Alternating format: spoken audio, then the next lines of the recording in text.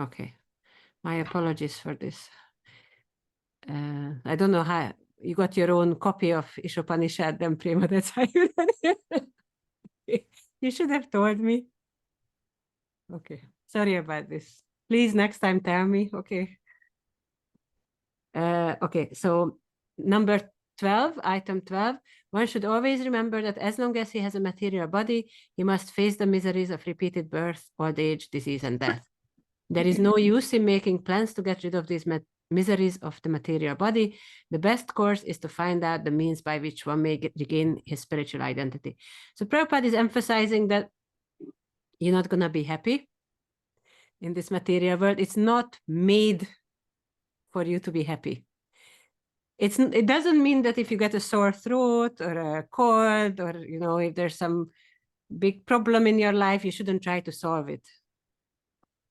But you shouldn't have that expectation that I'm going to be able to solve all my problems and I'm going to find peace and happiness in this material world, because that's not the purpose of this world.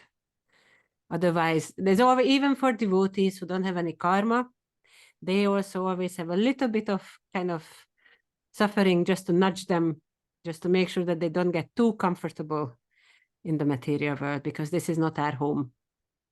Okay. But at the same time, it doesn't mean that we should just kind of suffer even from problems that we could otherwise solve. So do go to the doctor if you get sick, and whatever you can do, try to solve the problems. Okay. And then next one, we should avoid, okay, one should develop a liking for residence in a secluded place with calm and quiet atmosphere, favorable for spiritual culture, and one should avoid congested places where non-devotees congregate. So, of course, for preaching, sometimes we need to go to crowded places where non-devotees congregate. I remember that was one of my worst experience. I never been to a pub in my non-devotional life, and I only started going once I became a devotee, because for Sankirtan or book distribution, that was the idea, that somehow you can distribute books really well in a pub. Even if people wouldn't take books, they would give a donation. But unless you are doing direct preaching, then it's not very good for the consciousness. Okay. And then Prabhupada also says, one should become a scientist or philosopher and conduct research into spiritual knowledge, recognizing that spiritual knowledge is permanent, whereas material knowledge ends with the death of the body. So the scientists, they would examine and study the natural world, like you would call a scientist, like a physicist or a chemist or a biologist, somebody who studies the natural world, and a philosopher studies like the existential questions. Why are we here? But so the one is like physics, you could say, and the other is metaphysics or beyond physics. But for example, in the classical world, like classical Greeks, there wasn't much difference between them. Scientists, like those who were scientists, they were also philosophers, and philosophers were also scientists. I don't know how much you remember from your school days, the Pythagoras with the right angle triangle. He has this theorem about the different sides and the angles and stuff. So you would think that he's a mathematician, but he was also a philosopher. So these things didn't exclude each other. And the reason for that is both can be used in the search for God. So both science and philosophy can be used in searching for God. So that's why Prabhupada says one should become a scientist or a philosopher and conduct research into spiritual knowledge. Now, because anyone's got any points or questions? Okay. So because these were the 18 items of knowledge, it's important to again emphasize that knowledge doesn't mean learning facts and figures and knowing who won the 1986 World Cup or so this is not really knowledge. So knowledge is something that's transformational, something that's going to change you. And I also wanted to show you the changing perceptions of knowledge through time. So Prahlad Maharaj, who's transcendental, he says knowledge is devotion. So knowledge is bhakti. That's real knowledge. If you have bhakti, that's real knowledge. And this is also the Bhagavad Gita verses that we spoke about. Then Socrates is a very famous philosopher, Greek philosopher. He lived in the 1400s BC. He says knowledge is virtue. So this is kind of mode of goodness knowledge. This is what we spoke about, how knowledge should be transformational. It should be character building. So knowledge is virtue. And then we got Francis Bacon, who was another philosopher, but he lived about 2000 years later.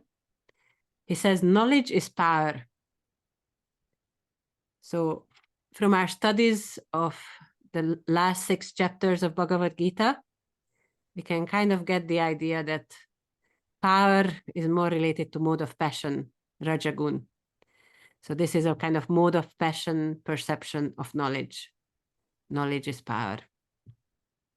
And then we also got knowledge and ignorance, which is a bit of a paradox or an oxymoron, knowledge and ignorance, but that's this kind of either useless knowledge, you know, who won the World Cup in 1986 or whenever the World Cup was, or knowledge used for destruction.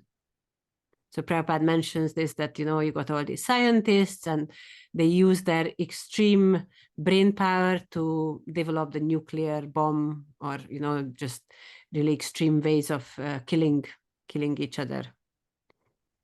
So when people are going to die anyway, you know, you're going to kind of speed up the process if you use your intelligence to kind of kill more people. That's knowledge and ignorance. But transcendental knowledge or real knowledge is development of character, and that leads to devotion. Prabhupada also mentions Bhaktivinoda Thakur in the purport, how he kind of realized, he's got a song as well. I'm not going to sing it. I'm sure you're all very happy about it. He's got a bhajan or kirtan where he explains that he just realized that amassing all this knowledge is actually leading to ignorance. I can't find that part just now, but anyway, you will see it in the purport. Okay. Any points or questions so far? Nilacha Prabhu, please. No, it was just really interesting when you just pointed it out, because we're always told that how as a society or as people we're evolving, but actually looking at that, we're going backwards. Exactly. I just found that interesting. Sorry. Yeah, so it depends on what you call evolution. We kind of maybe more evolved or more sophisticated in sense gratification, but that's not real evolution or real kind of development. But it's a very good point. Yes. And here is the song by Bhaktivinoda Thakur, Vidyára Vilászi. Okay. And then Prabhupada also speaks in the purport about how kind of divorcing or splitting up education from transformation leads to disruption. Because, you know, he says, or the modern kind of youth, you know, Prabhupada wrote this, I think, in the 50s, that, you know, 70, 80 years ago. And he says, they are so disrespectful to their teachers. You know, they might be going to university, but they don't know how to respect their elders. And this causes so much problems. So, you know, it's got 80 years worse since then. So it's not enough just to kind of give knowledge. There also needs to be a culture that kind of supports the values. And then people can people can use this knowledge to kind of transform their character. It's not enough to tell people to be respectful when all the culture around them is full of sarcasm and putting others down and being horrible to each other. Just telling people be respectful is not enough. There also should be a society where the values are about being respectful. It's like, fighting for the ethical treatment of dogs while eating meat. It's meaningless. There's no point to it. Prabhupada in the purport also speaks about nationalism, which is quite interesting. That's also, you could say, a kind of ignorance, or a kind of ignorance that masquerades as knowledge, or a kind of pointless quality that masquerades as a good quality. So from a transcendental perspective, country borders are quite insignificant. Prabhupada says, all these planets are flying in space, and there's just these tiny, tiny countries all around it. And countries spend so much of their, income on trying to defend their borders, and the other countries get kind of feel threatened by it. There's some theory that by one country increasing just for their own defense, then all the countries around them feel threatened. And then they increase their own defense as well. And then it just leads to this, competition in weapons. I'm sure Krishna Kishore Prabhu could give us a very long explanation of countries feeling threatened by each other and it all leading to a war. But Prabhupada speaks about the principle. And although patriotism, working for your country, fighting for your country might be like a good thing, but it's apara dharma, it's a lower dharma, it's a lower duty than serving Krishna. And it's got nothing to do with the soul, who might have been born in this country or that country, got his body in this country or that country, but we are the soul. So we should offer respects to the country, follow the laws, but we shouldn't kind of let it overtake our consciousness, because the whole idea is based on ignorance. Okay, and then the last section, the last two paragraphs speak about dhira. Who is a dhira? We need to find a dhira, a sober person who can help us distinguish between knowledge and ignorance. That was the whole point of the verse, that one result is obtained by knowledge, and a different and very bad result is obtained by nescience or ignorance. So we do need to find out what's ignorance and what's knowledge, so we can follow knowledge and not follow ignorance. So Prabhupada says, adhira, let me find it.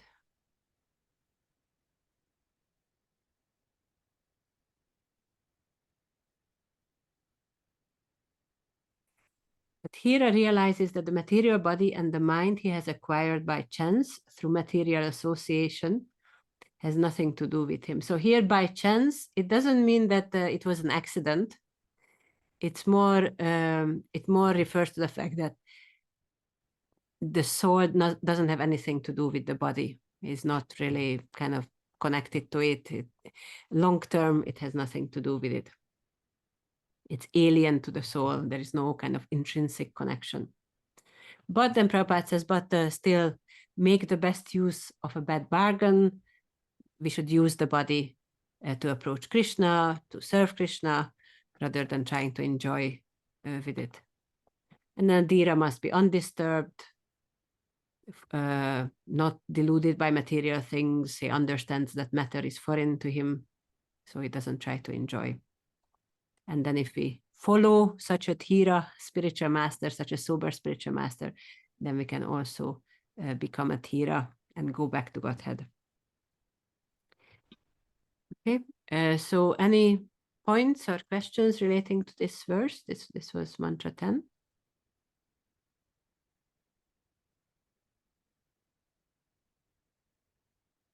Okay, so we can move on to mantra 11.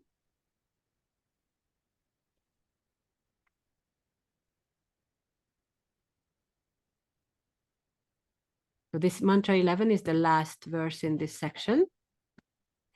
And this explains how knowledge, we need both knowledge and ignorance, knowledge for pursuing Krishna consciousness and knowledge for bodily maintenance to go back to Godhead. Vidyam cha yas tadvedo bhayam saha avidyayam rityum tirtva vidyayam rita ashnute. Nilacha Prabhu, could you read the translation?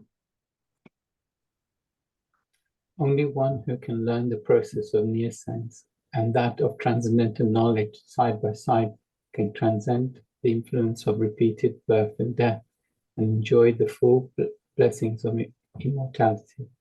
Okay, so here Isopanisad says you need both knowledge and ignorance. The last verse said ignorance leads to one result, knowledge leads to another result. Here you need, for a good result, you need both ignorance and knowledge because it means something different.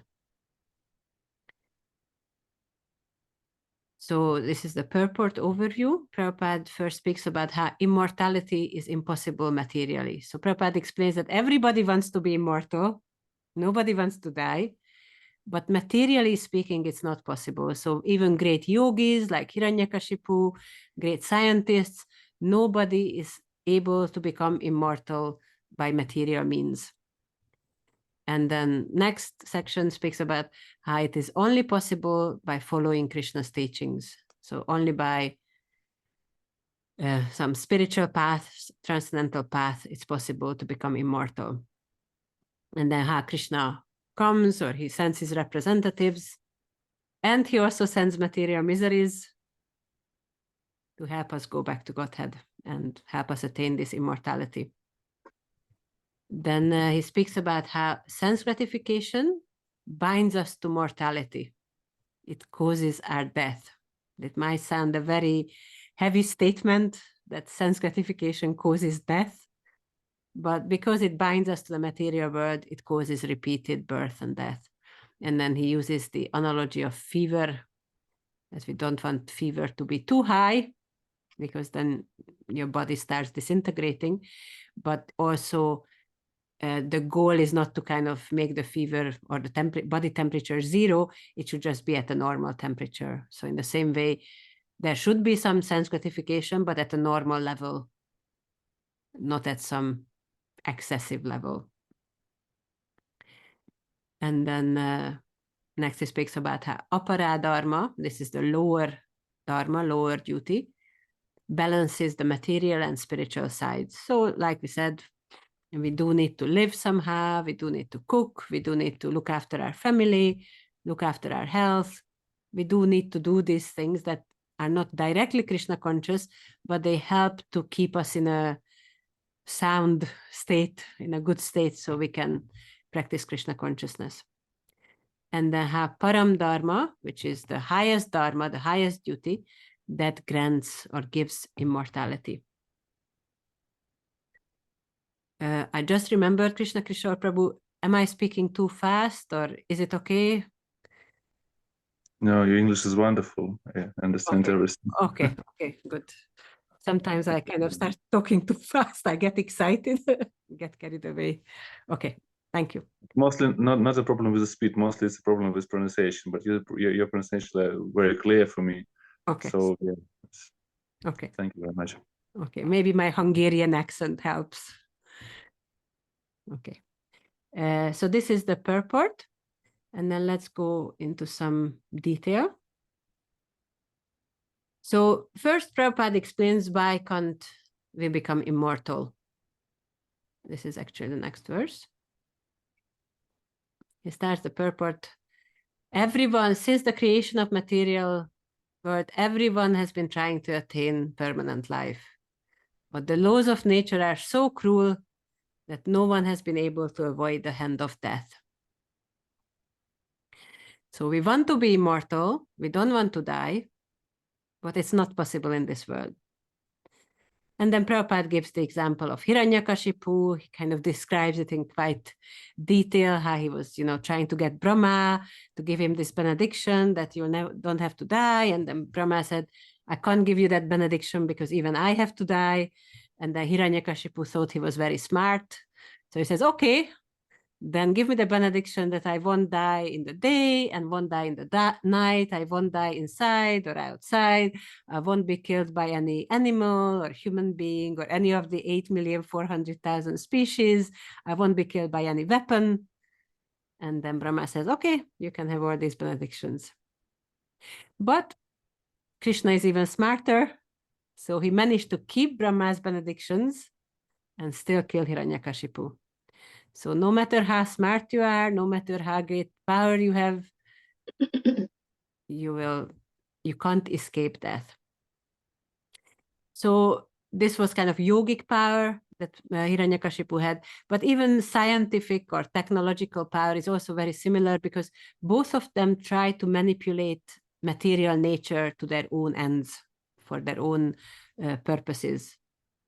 The only difference is yogic power acknowledges some higher authorities. So yogis usually do some austerities to get some blessings from Brahma or someone else. So they know that they get these blessings from some higher authority. An important point is that in the material world, everything is temporary, except devotional service and devotee association.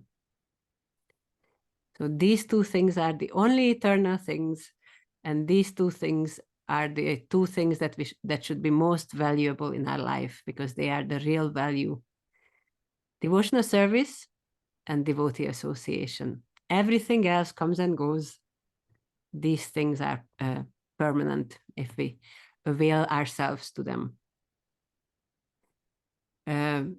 Everything else kind of, we learned about the 6 changes that every embodied living entity undergoes, and none of them can be stopped except actually for one. Anyone remembers what are these 6 changes? Or some of them, some of the 6 changes? Prema, yes? You're born, you grow, produce some byproducts, remain for some time, dwindle and then die. Yeah, that's basically life in a nutshell. So you can stop the kind of reproduction part, but everything else just happens. Even when people try to stop aging, they do this facelift. They kind of sew their face up so they don't look that wrinkly, or put some makeup on, or dye their hair, or whatever. It's just a cosmetic change. It doesn't change the actual process of aging. There is a saying, I think Darwin, in his wisdom, he had this saying of survival of the fittest. That's part of the evolution process. But actually, in the material world, even the fittest doesn't survive. No matter how smart or fit you are, everybody has to die. And there's no point fighting for a lost cause. Again, with the kind of, we have to emphasize that still, if you get sick, try to get better. It doesn't mean that, well, I'm going to have to die anyway, so I might as well not care about my health. But more just to have an overall kind of understanding that this is not a happy place. I'm really sorry if it all sounds very depressing. This is probably today's kind of, how would you say, mood. Isopanisad is also kind of in that, how would you say, it's aimed at the jnani type of people who understand the miserable temporary nature of the material world and try to get out of it. So it kind of really fits in with that. But we know that the material world is a miserable place, but it can be used for Krishna's service, and we have a very happy place waiting for us. So that's the kind of happy part of it. So trying to be happy is in this world is the kind of materialist goal. So every fairy tale or every children's story that you hear, how do they always end? I can see Prema knows, maybe Nilacha Prabhu also. What's the ending of every single fairy tale? They all lived happily ever after. Exactly, and they lived happily ever after. Now we know from Bhagavad Gita that the material world is Dukhalayam and Ashashvatam. Dukhalayam means miserable, and Ashashvatam means it's temporary. So they definitely didn't live happily ever after, because it's against the teachings of the Bhagavad Gita. I found some little cartoons for some comic relief among all the philosophy. So this is Snow White. What happened after the fairy tale ends and they lived happily ever after. So she's got about 5 kids, and her husband is just watching the telly and drinking beer, and she's really stressed out. And I think this is also Snow White getting a bit older and needing a facelift. And so she's looking at the surgeon, plastic surgeon, you know, they kind of draw these things on your face where they're gonna kind of do the lifts. And then this is Little Red Riding Hood about 50 years later, when she's old and fat and the fairy tale doesn't quite end as it was supposed to. And then you got this, she reads this story for her little brother, and they lived happily ever after because of her antidepressants. That's also quite dark, I guess. And then the other one is, and they lived happily ever after. No kidding, they're all dead. Okay, so that was the comic relief, but I think it kind of summarizes that people do realize that this living happily ever after doesn't quite happen. Okay, so this brings up the question that if we are just material beings, like just how materialists explain it with just carbon molecules and all that kind of stuff, if we are just biological entities, why do we have this longing for eternal life? Why do we have this longing for immortality?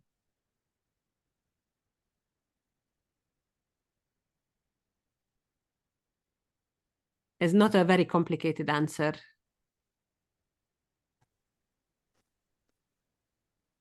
I mean, it's obviously because it's our nature, you know, Sachitananda. Yeah, exactly. Because this is our actual nature. We are the spirit soul. We are Sachitananda. We are eternal, full of knowledge, full of bliss. So that's why we want to be like that. The only problem is when we try to be like that through the body, then it's incompatible. It doesn't work. But eternity is there. It's just, it's not in this body, in this world. We need to go back to Krishna for that. Okay. And then that's why we need this knowledge, because on our own, the kind of highest you can go just by your own thinking or your own speculation is understanding that there is a supreme, but that the supreme is a blue cowherd boy who's playing his flute, and there is Goloka Vrindavan with Govardhan Hill and all these places and all these pastimes. You can't figure that out by your own logic, because it doesn't work like that. So that's why we need scriptures. We need the acharyas, spiritual masters, because they can give us the specific knowledge. And then we can go back to Godhead like that. Prabhupada also mentions that Krishna or God gives different scriptures in different countries, but the goal of them all is to take the soul back to the spiritual world. So they all speak about life after death, or what happens after we die. Some religions are more focused on this life and very vaguely mention the afterlife, and other religions or other scriptures, they focus more on the afterlife or the next, what happens after we die. But they all kind of, it depends on what level those people are, but they all kind of help people come closer to God. Okay.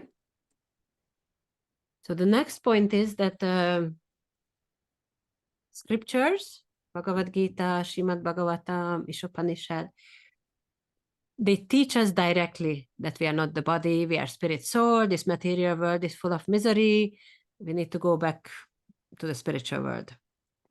But quite often, if you only hear something like that, it kind of goes above your head. It doesn't really touch your heart. So that's why That's why there are also some material miseries to help us remember that we are not this body, we are spirit, soul. This is not our home. So we need both the scriptures and experience to be able to go forward like that. So we got scripture, Shastra, which gives us instruction. We got our life experiences, and then devotees like sadhu, guru, they help us connect the two. If we only have Shastra, like I said, it might not really touch our heart.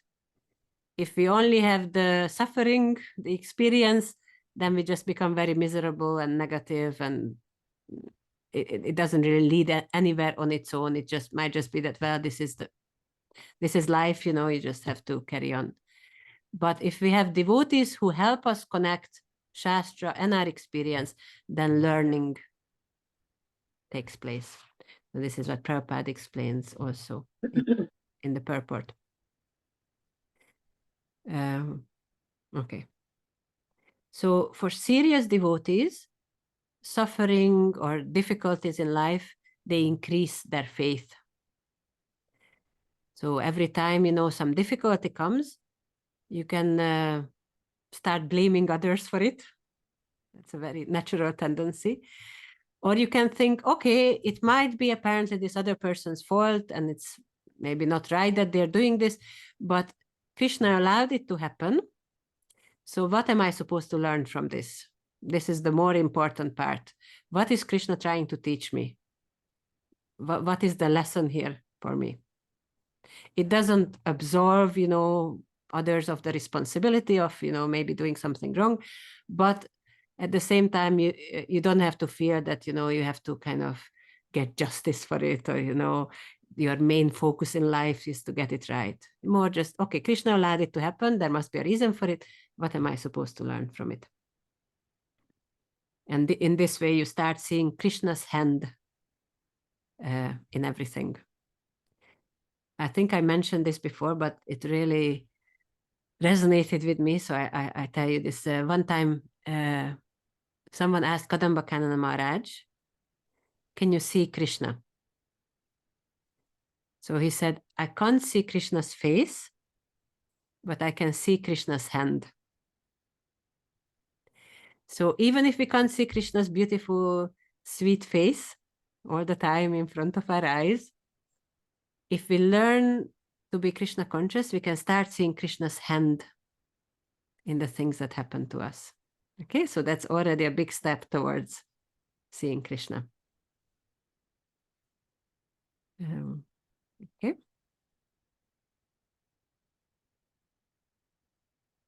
Okay, next point is we know that this word avidya, what does avidya mean?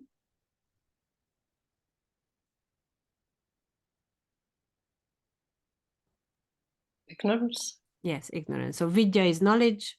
Avidya means the opposite of knowledge, ignorance. So this avidya, it can be knowledge or ignorance for sense gratification, which creates birth and death. It binds us to the material world. But then Prabhupada explains how this avidya can also refer to knowledge to kind of have a reasonable amount of sense gratification, just enough to kind of live in the material world in a peaceful, somewhat comfortable way, so we can peacefully practice Krishna consciousness. So he gives this example of reducing the fever. I hope I can find it.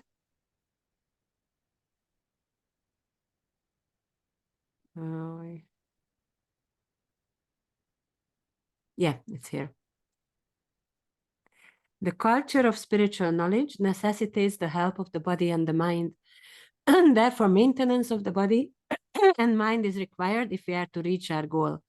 The normal temperature should be maintained at 98.6 degrees, and the great sages and saints of India have attempted to do this by a balanced program of spiritual and material knowledge. So this 98.6 is Fahrenheit. Don't try it with Celsius because that's way too high. And When I read this, I had some kind of recent experience when we were in India a few weeks ago in Mayapur, and we all got really sick. And the only thermometer, somebody lent us a thermometer, and they were Americans, so they used Fahrenheit. So I had to kind of start learning, okay, so this much is this much. It was going up like 104, 105, which is really, really high. At some point, the body starts kind of disintegrating itself, or the proteins in the cells start kind of boiling up. And so it can be fatal if the temperature goes too high up.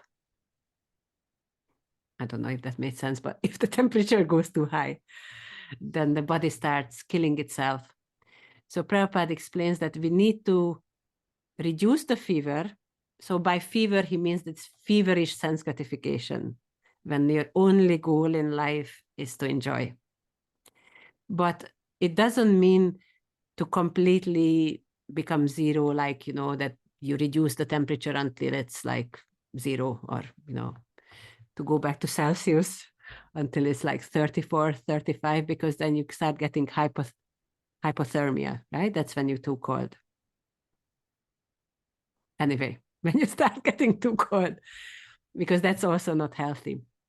So you need to have a healthy temperature. You reduce sense gratification, but not to the point that you start suffering from lack of food or lack of sleep or lack of these things. You just need to have a normal, balanced life.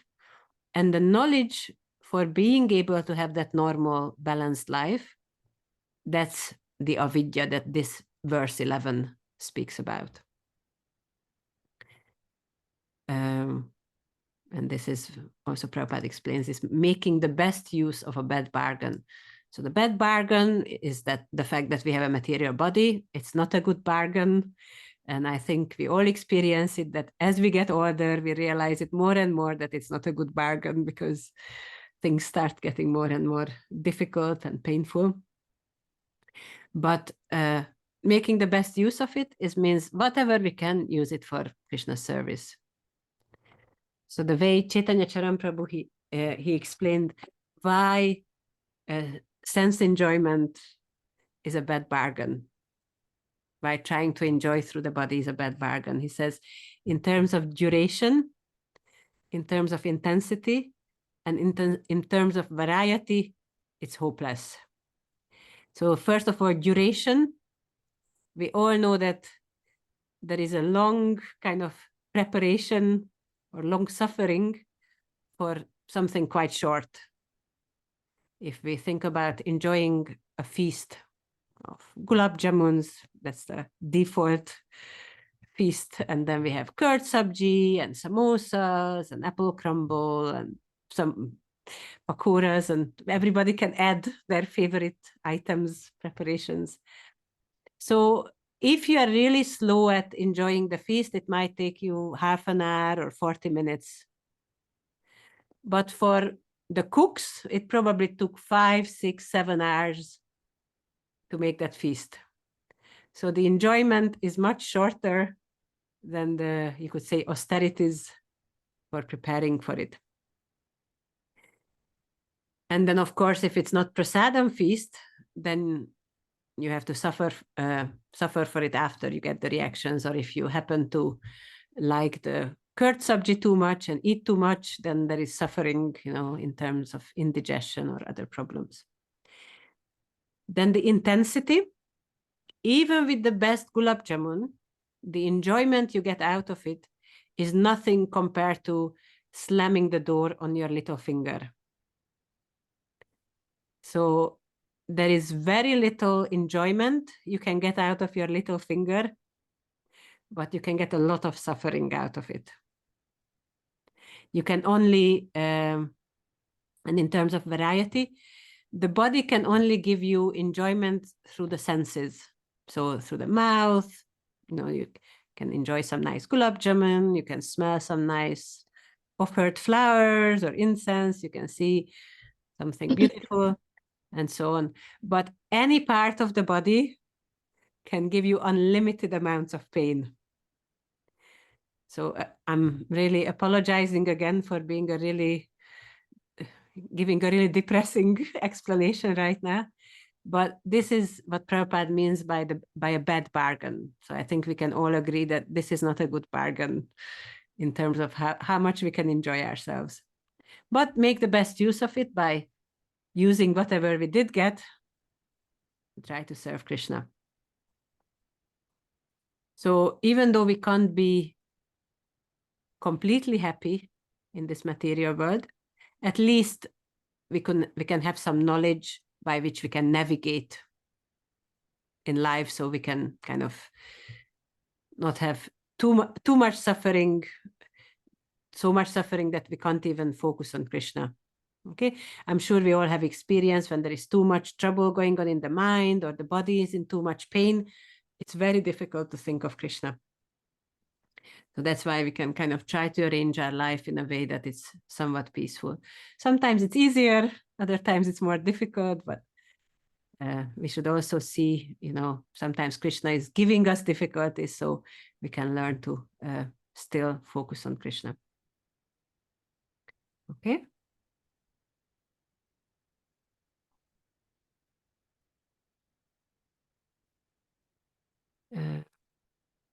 Okay, and a nice example that I thought it's quite visual.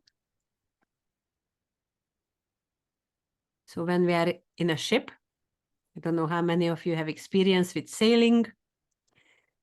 You need to have a goal. You need to know where you're going. In our case, we are trying to go back to Goloka Vrindavan. So you need to know the goal, but you also need to know how to sail while you are in the sea. You don't want to remain in the sea. You want to get to wherever you're trying to get to, but you also need knowledge of how to navigate, how to raise the sails or lower them depending on the wind direction or whatever. So knowledge of the goal is vidya in this verse, or knowledge for pursuing Krishna consciousness, and knowledge of navigating on the sea and knowing how to sail, that's what's called avidya in this verse, which is knowledge of how to live in this material world. Knowledge for bodily maintenance. So that's the navigating the sea knowledge. And knowing where you want to sail to, knowing the goal, that's knowledge for pursuing Krishna consciousness. So at least for me, that was a nice analogy to kind of help us understand why we need both vidya and avidya to eventually go back to Godhead, to eventually reach our goal. Okay, I'll go back to the ship. Okay.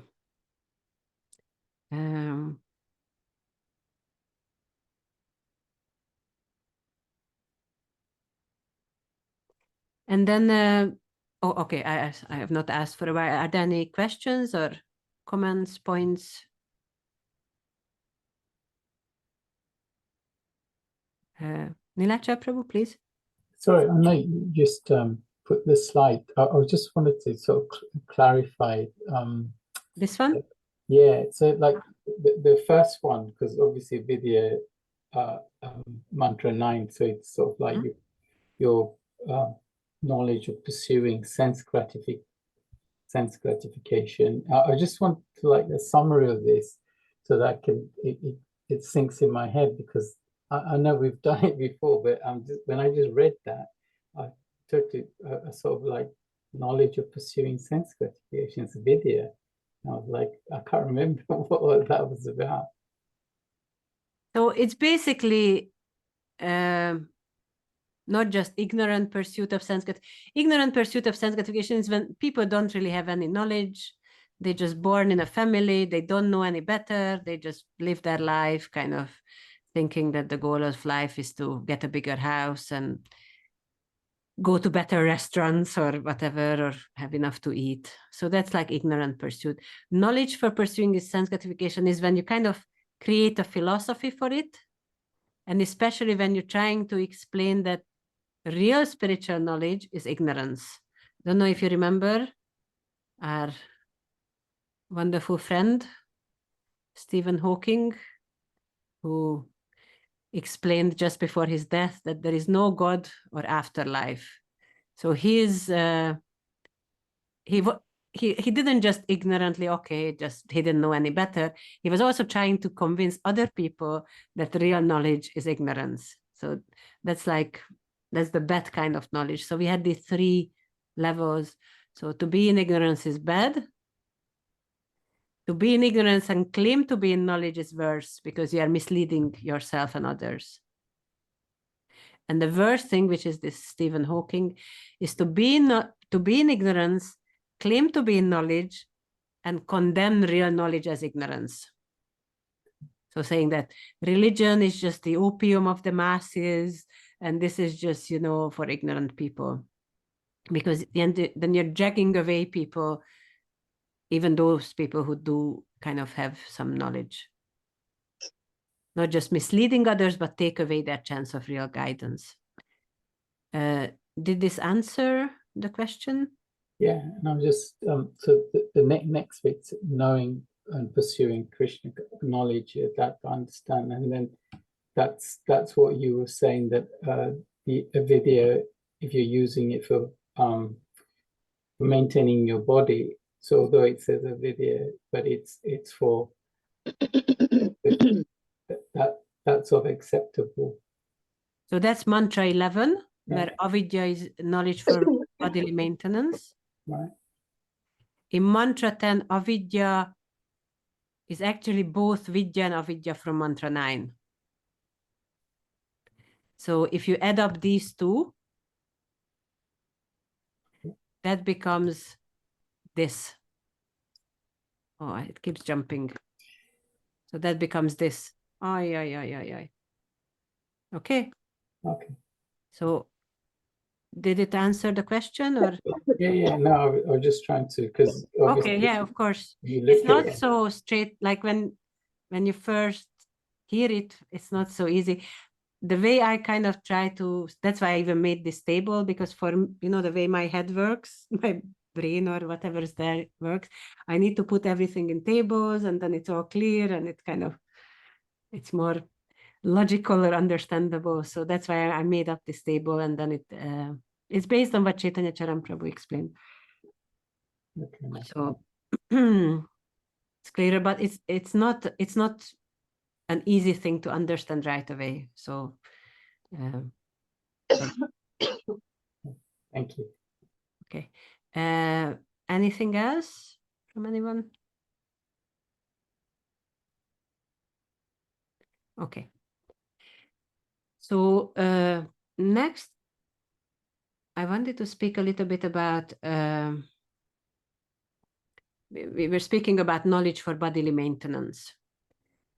So to kind of have like a balanced program of both spiritual and material knowledge, we need a kind of progression. I'm sure you all heard this dharma, artha, kama, and moksha, this progression.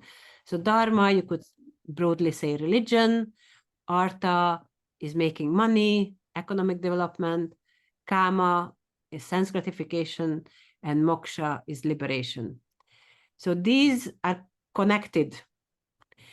If you follow dharma, religion, then you get good karma and you get some artha, you get money, economic development. And you can use that money to enjoy your senses until you realize that it's not worth it. It creates more problems than it solves. And then you turn to moksha, which is, what is moksha? Liberation. Liberation, exactly. So then you turn away from the material world. So that's the kind of gradual development. Now, when we talk about dharma, there is lower dharma or apara dharma, and there is also param dharma, which is the highest dharma, which is actually moksha. Okay, I try to explain it.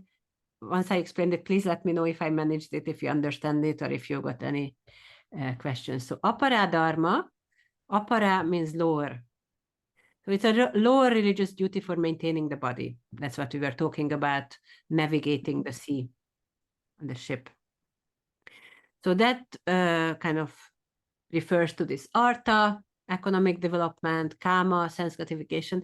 It's basically so you can live without too much anxiety. You make some money, you can maintain your family, you can enjoy your gulab jamuns, so you can live without too much anxiety. And then that peaceful life you can use to focus on devotional service and not on trying to just enjoy this world. Okay, so it's a very important point to understand that devotees are not trying to solve life's problems to have a enjoyable, happy material life.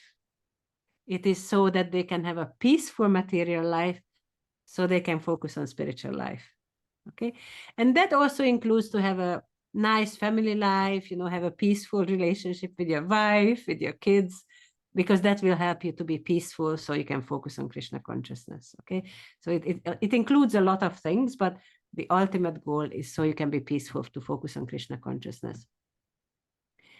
Because if there is no spiritual goal behind this artha and kama, if religion is only used for sense gratification, then it's actually adharma.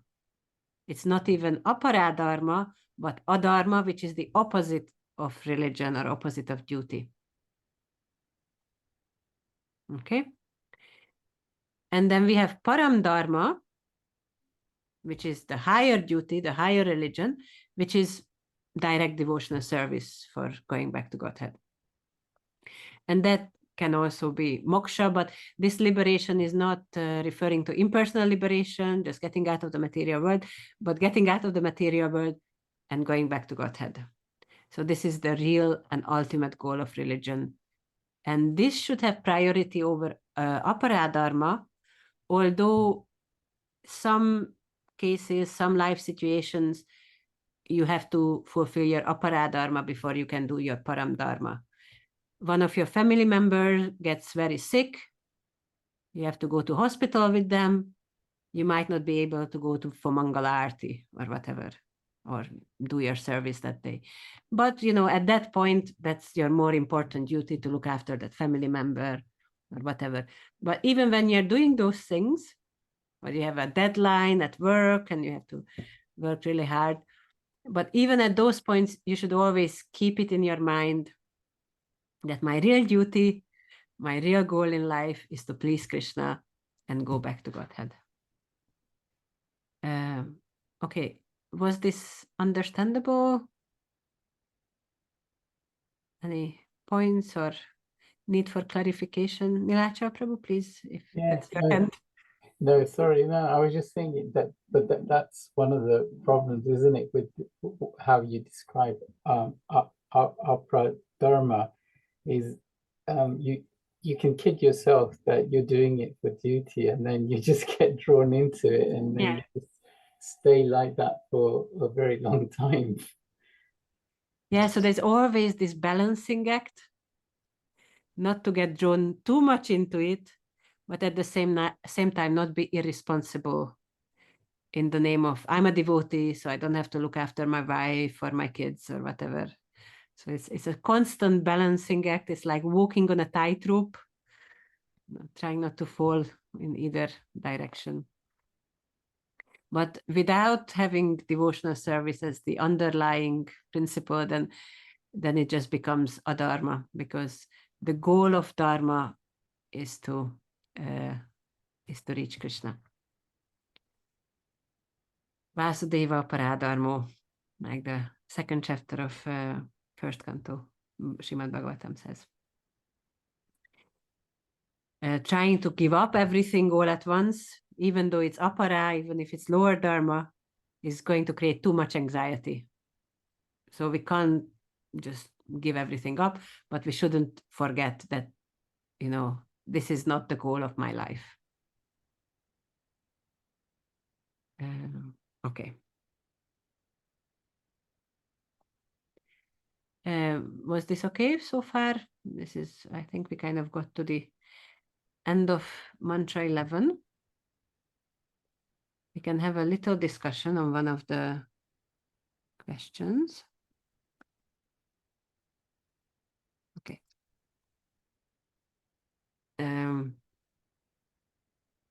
You just gave a class on She Isopanisad, and afterwards, one of the somebody from the audience comes up and asks this question: do you accept everything the Vedas say? Can you use your discrimination when in accepting or not accepting what the Vedas say? So you've given class, so you need to answer this question. How would you answer? Nilachar Prabhu. Everybody can have a go, but he put his hand up first, so let's hear him first. Well, I'd say, because obviously which Vedas you're talking, but they're all word of God, that from a descending form or from the Lord himself. So you have to accept. Can you use your discrimination? I mean, basically, you're when you're trying to do that, you're trying to justify your action. So I'd say no, because it's often your interpretation because of where you are in your conscious state. So I'd say no. Okay, so we have, yes, you have to accept everything in the Vedas, and you can't use your discrimination because you're in material consciousness, and your discrimination is not perfect enough. Is that what okay? So let's see. Agree, disagree, partially disagree. Let's see what else we've got. Prema, yeah. I wish I could think of some actual concrete examples from the Vedas to illustrate my point, but I'm not managing at the moment. But I'm thinking that you should be able to discriminate according to time, place, and circumstance, what's relevant for you, what's relevant for the current situation, and that some of the Vedas are in different modes, they're for different types of people. And even the Bhagavad Gita says that you have to go beyond the flowery words of the Vedas, so there must be times when applicable to you. Okay, so you do have to accept the Vedas, but you still need to use your discrimination to see, is it applicable to me? What's applicable to time, place, circumstance? That's your... Okay, thank you. Anyone else would like to add this, take away anything from these? Krishna Kishore Prabhu, can we terrorize you and ask you to? Actually, I'm agree with Mataji Prema. It's yes, it's for sure we have to use our, like, we have brain. Krishna gave us some brain, so we need to use it. And it's a lot of examples. Also, in Vedas, Vedic literature can give to us, any fruits. It's a big tree of Vedic literature. It can give a lot of different fruits, and depending of which fruit we would like, yes, we have to choose, which part of Vedic literature we have to. So in such a way, for example, like we have Paribhasa Sutra in Bhagavatam, it's so every other verses come to one particular verse. How it started? Oh, I forgot. Yeah, so the main line is like Krishnastu Bhagavan Swayam. So we understand the whole Bhagavatam is about, for this line, Krishnastu Bhagavan Swayam. Yeah, so that's my answer. Okay, so Krishna gave us our brain, our discrimination, so we should use it, and we should base our understanding of the scriptures on the Paribhasha Sutra, on the main verse of that scripture. That was your point, yeah? Mainly, yes. Okay. And then we have Praneshwari Mataji, and then Nilachar Prabhu again, and then Ifrada Hari, or I think Prema Vilasini Mataji wants to say, and You're very welcome. Praneshwari Mataji? Hare Krishna Madam Pranam. Yes, Mataji, my answer is quite similar as Prema Mataji. I think, yes, we accept everything the Vedas say, but we accept but we don't follow because of our self-ego sometimes and or imperfect sense. And because of imperfect sense, we do mistakes and we create our own like imagination and everything. So yeah, so this is like we think like, yeah, Veda is like we don't speak lie, but we always speak lie. So I think we know but we don't follow, like. Okay. Thank you, Mataji. Thank you. Hare Krishna, Vedana. Hare Krishna. Nilacha Prabhu? I don't know if you wanted to add something. I also have one yeah. point. Well, you know, we have like Guru Shastra and Guru Sadhun Shastra. So in reason to understand which part of Vedic literature we can accept in our life, we need to ask. Exactly. To ask our counselor or to ask our guru. So yeah, Guru Sadhun Shastras. Very good. Yes. So even if we don't trust our own discrimination, our own brain power, we can trust these elevated devotees. Very good. Thank you. Praneshwari Mataji, did you want to say something else, or was just your hand stayed up? No, Mataji. Okay. Thank you. Okay, so yeah, I think it all kind of came together. We lost Nilacha Prabhu. I hope he'll come back. So we do accept everything in the Vedas say, but we also understand that not everything the Vedas say are for us to follow right now, and not everything applies for every time, place, and circumstance. And for that, we need to use our discrimination, and we also need to use the guidance and direction of Sadhu and Guru. Yeah, so that's the understanding. If you have time, you can also think about the other two questions. How can we reasonably accept the authority of the Vedas? It appears to me that it's a type of belief and possibly flawed. For example, it's hard to believe that our lifespans are diminishing when we are living longer. And then also, do you have to take everything literally? Surely much of it is symbolic or mythological. So if you want to discuss this, maybe with your family or friends, or just think about it, that's also a nice practice. Krishna Kishore Prabhu, if you give me your email, then I add you to there's a Google Classroom, and I put up the slides there. So then you can, if you want, you can see the slides later on. Okay, we got maybe a few minutes left, so we can start the next verse. Andam tama pravishanti ye sambhuti mupasate tato bhuya ivate tamo yau sambhutyam rata. Praneshwari Mataji? Those who are engaged in the worship of demigods enter into the darkest region of ignorance, and still more so do the worshippers of the impersonal absolute. Thank you. So this verse starts a next section in Isopanisad. So we had verse 9, 10, 11. That was about Vidya and Avidya. So the next three verses, 12, 13, and 14, speak about the Sambhuti and the Asambhuti. So Sambhuti refers to the non-eternal. Sorry. Sambhuti refers to the eternal, and Asambhuti refers to the non-eternal. I think there is a mistake here.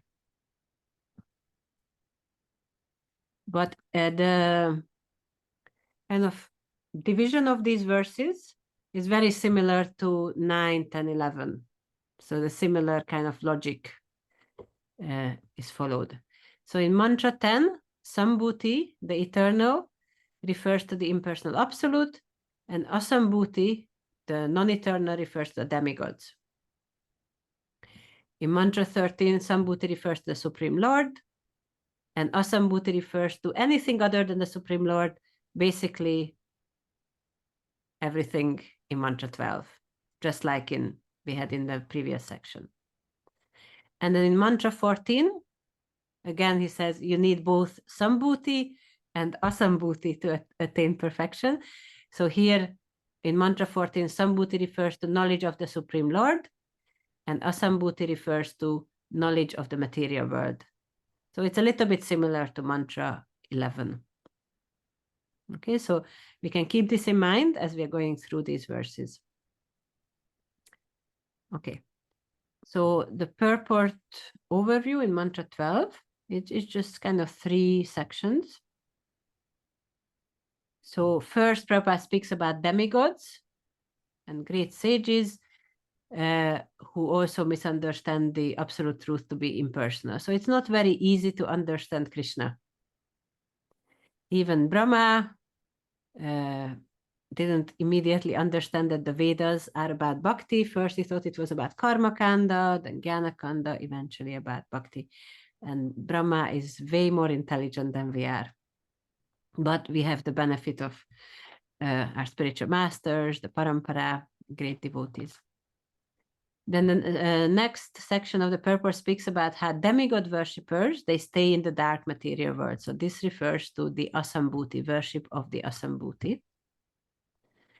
And then the last section of the purport speaks about impersonalists, the Sambhuti, those who worship the impersonal absolute, how they go even to an even darker place. They go to the darkest regions of hell. Now, as we go into more detail of the purport, you'll understand why, you would think that why are impersonalists condemned so much? But we'll understand it's not all impersonalists, and it's the fact it's if they are offensive to Krishna, that's when they go to the darkest regions of hell. But we'll go into more detail as we go through the purport. Okay.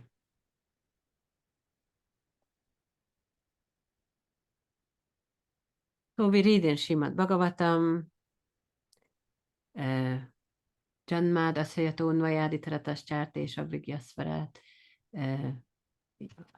Tena Brahma Hridayadikavaye Mukhyanti Yatsurayo. So even great sages and demigods are bewildered by understanding, as water seen in land or land seen in fire, or whatever, all these confusions. So they're similarly great sages and demigods, so what to speak of us. And then we also read in Bhagavad Gita, Krishna says, nobody can really understand me. All we can do is offer our obeisances, try to learn as much about Krishna as possible for our own purification and for some spiritual joy, but don't expect that you will fully understand Krishna. But the problem is that when we don't have this understanding, then we often have a misunderstanding. So sometimes the demigods, when there are problems, the demons take away their palaces or whatever, they go to Vishnu to solve their problems. But sometimes they think that behind or beyond Vishnu is a great light or Brahman. So they don't always have a proper understanding that Vishnu or Krishna is the supreme. And then people also conceive of this, even if they do have an understanding that there is a supreme power, they think that the supreme power is some impersonal light or energy, or it's nature, or it's the demigods, like all the demigods taken together. So when you don't have a proper understanding of who's the supreme, it's very easy to get a misunderstanding. And when this verse says that the demigods enter into the darkest regions, those who are engaged in worship of demigods enter into the darkest region of ignorance. It doesn't mean that if you're a demigod worshipper, you go to hell. Chaitanya Charan Prabhu explains that it more refers to that they're not elevated substantially. So they have a really good opportunity being demigods, very elevated beings, but if they don't have not just the demigods, but human beings who worship the demigods, so they have some understanding of the Vedas, they have some culture if they worship demigods. But if they don't understand that this demigod worship is just a step towards the final goal, then they don't get properly elevated. So there is this saying, the good becomes the enemy of the best. Okay, so demigod worship is good in many ways. It means that a demigod worshipper accepts the Vedas, accepts some higher beings, follows the Vedas, follows kind of Vedic processes. But if the demigod worshipper thinks that this is the highest, then this good thing becomes the enemy of the best, becomes the enemy of bhakti. So demigod worship can be a step towards accepting Krishna, can be a step towards bhakti. Or if people get stuck on the level of demigod worship, then it becomes an enemy of bhakti. Is this understandable? It's okay. It's quite important to understand that it's not that we condemn demigod worship or demigod worshippers and they're all bad, and it's no, it should be seen in the proper perspective, that it's a step on the right path. But if you get stuck on that step, and if you don't keep kind of going forward, then you're not in a good place. So it's based on a person's advancement. So for a materialist, it's better if they worship demigods than if they're a materialist. For a devotee, it's worse, if they start worshipping demigods. To give a very easily relatable example, is getting 70% on your exam, is it good or bad? Nilacha Prabhu says it's good, Prema thinks it's good. Okay, so we have very positive thinking people. So 70%, it depends. Do you usually get 40%? Then it's really good. Do you usually get 95%? Then you won't be so happy. Okay, so it's a question of perspective. So for a materialist, demigod worship is a great step forward. Wonderful.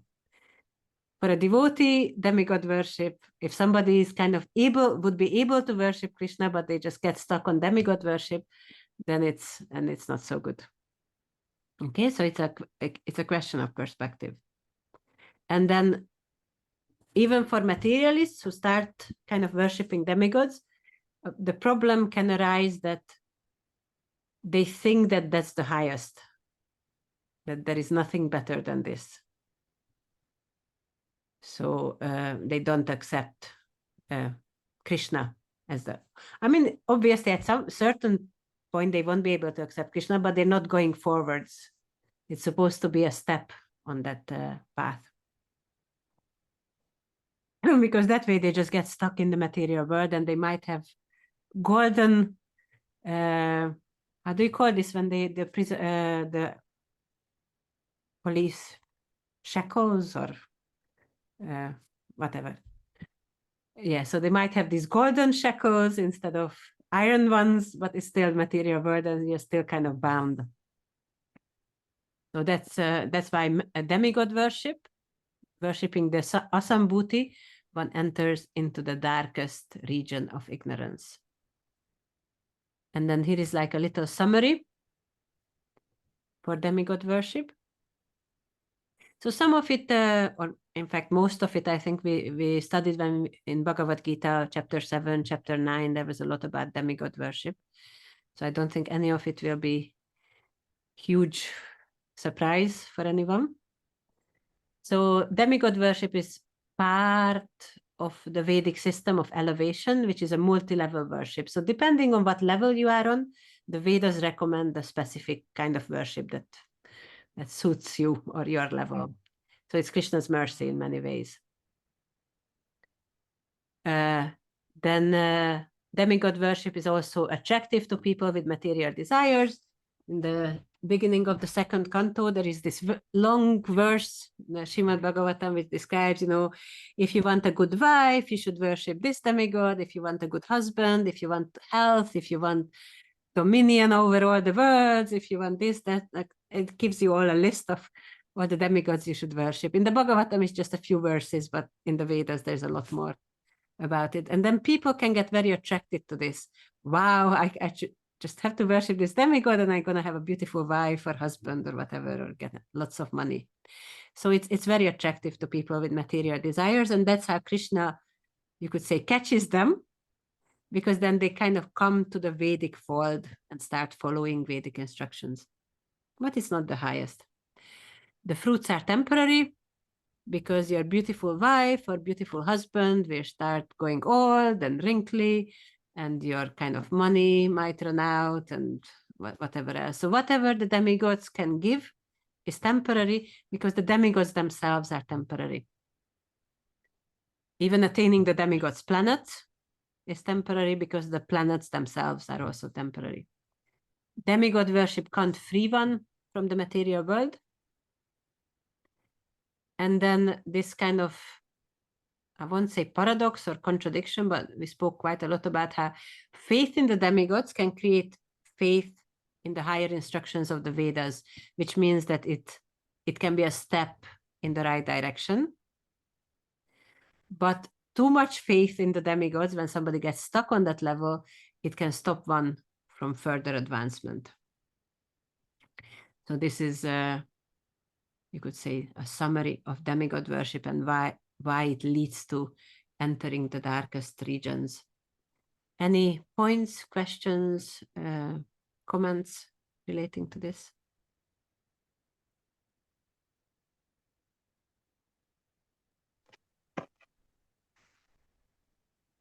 Okay.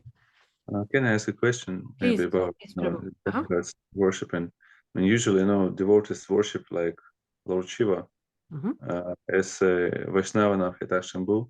So Vaishnava, is it okay? Or, just... Yeah, if you have that consciousness that he's the greatest devotee and you're worshipping him like that as a great devotee, then it's okay. Some devotees are attracted to Lord Shiva like that. The gopis worshipped Katyayani Devi, who's like Durga, to attain Krishna. That was their goal. But in general, the recommended worship is Krishna. So that's the kind of, how would you say, default worship. But then you can't kind of deny the fact that some devotees are attracted to Lord Shiva. And then if they worship Lord Shiva in a way that he's the greatest devotee, then there is no... I actually have a friend who's just somehow has this attraction to Lord Shiva. He's a devotee, initiated devotee, second initiated, chant 16 rounds, everything. But he's also got this attraction to Shiva. So it kind of helps him to kind of fulfill that side of him by also being a devotee. Is this okay? Okay. Anything else? Okay. Okay. Okay. We got 2 minutes, so I don't want to start getting into impersonalism. I don't want to get into impersonalism at all, but I don't want to get into explaining impersonalism. So we'll probably leave that for next week. And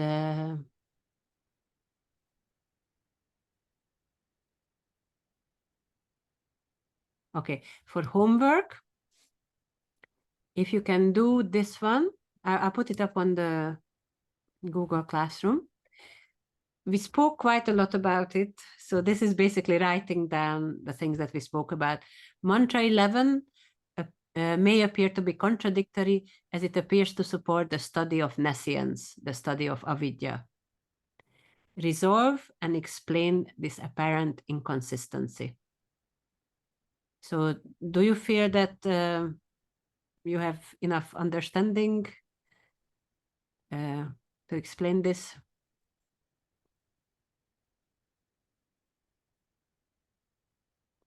It's mantra 11. This one. Any last kind of points for clarification? Yes, please, Mataji.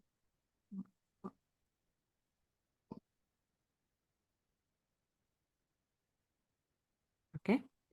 So you need to explain what is meant by nescience or ignorance. In this sense, it means knowledge of the material world, so we can have a peaceful life, so we can pursue Krishna consciousness. Okay, but say it more than one sentence. Try to make it at least 300 words. You can have some quotes. You can explain it in some detail. Okay, so thank you very much for your association. It was really nice seeing you after 2 weeks. Hope you all had a nice Nityanda Trayodasi, and have a nice weekend and have a nice week, and then see you all next Friday. Okay, so Hare Krishna. Thank you so much. Hare Krishna. Thank you so much. Hare Thank- Krishna. Srila Prabhupada ki jai. Srila Jai. Prabhupada ki jai. Hari Bol. Hare Bol. Hare Krishna.